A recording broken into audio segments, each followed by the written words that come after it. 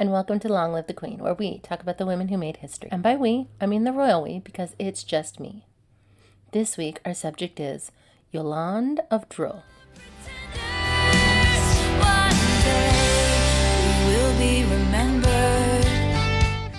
Yolande was born in 1263, the second daughter of Robert IV, Count of Dreux, and his wife Beatrice, Count of Montfort in her own right.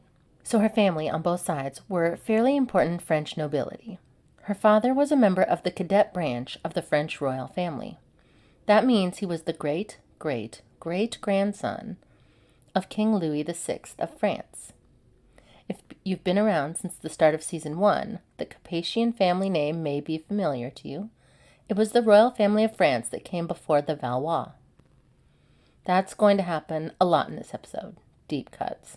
So if you like that this is all connected in a kind of historical spiderweb, this may be the episode for you. If not, that's okay, but fair warning.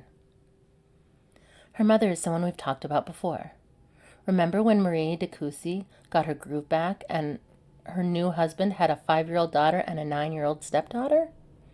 That stepdaughter of her husband was the future mother of Yolande, our Yolande. 2 years after Yolande's birth, her parents had their third child and first boy, John, followed every couple of years, I assume, by Jean, Beatrice, and Robert. The final count was 4 girls, 2 boys. Around the same time they completed their family, they made plans for their eldest daughter, Marie, to marry. Marie was 12 and married to 21-year-old Matthew. She was married for 3 years and then she died. We don't know of what. Marie was around 15 at the time of her death, and this made Yolande the eldest surviving child of her family at the age of 13. Thankfully, her parents seem to have changed their minds about 12-year-olds getting married. Yolande, at 13, was still single. In fact, she wouldn't be married until she was 22. Who was she going to marry?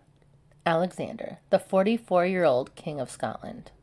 The King of Scotland was a widower whose wife had died a decade before, leaving him with 3 children, Margaret, Alexander, and David. The king didn't feel the need to remarry with 3 children. 3 children are plenty.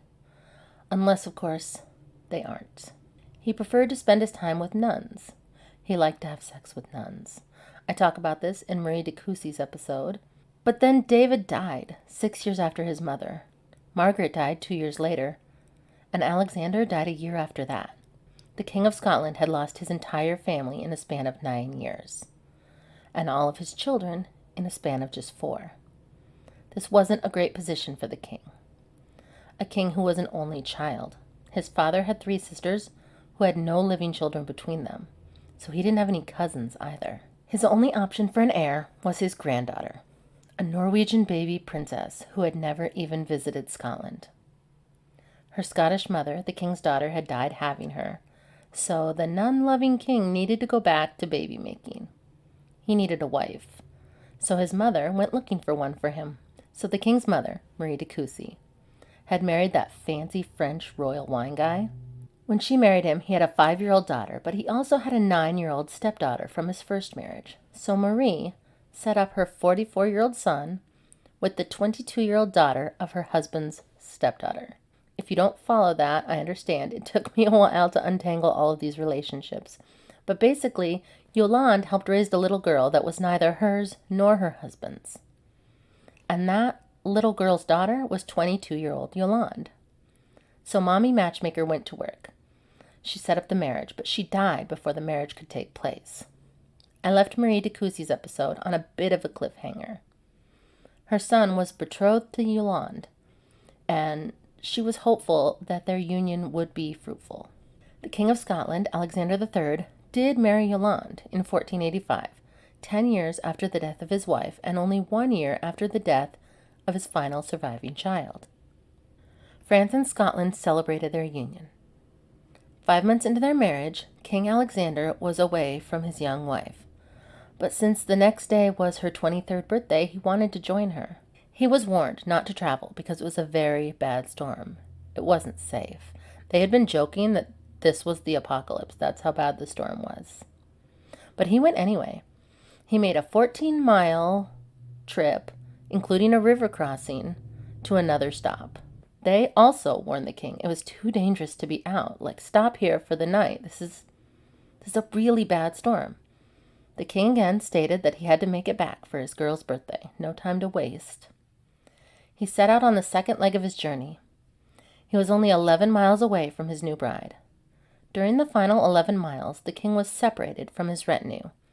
When they found him, he was dead at the bottom of a cliff with his horse. They decided that his horse had lost footing in the storm, and the king had fallen to his death. So Yolande found out on her birthday that she was a 23-year-old dowager queen. But this dowager queen was pregnant. If this baby was a boy, it would be the King of Scotland since before its birth. So the queen was taken into custody for her safety, and the whole country awaited the birth. The guardians of Scotland gathered to witness the birth of Yolande's baby. But her baby was stillborn. This meant that the late king's only heir was his 3-year-old granddaughter, a Norwegian princess, Margaret, the Maid of Norway. Back to Yolande. She stayed in Scotland for at least 2 years, living off her dower income. That would be the income royal and noble women would often get after the death of their husbands. 8 years after the death of her first husband, she married again, this time to Arthur II, Duke of Brittany. In the category of It's a Small World After All, we have a connection to make. Arthur, Duke of Brittany, was the son of Beatrice of England. Beatrice was the younger sister of Margaret of England, who in turn was the mother of the late King Alexander. The short version of that is that for her second marriage, Yolande married the first cousin of her first husband. She was keeping it in the family.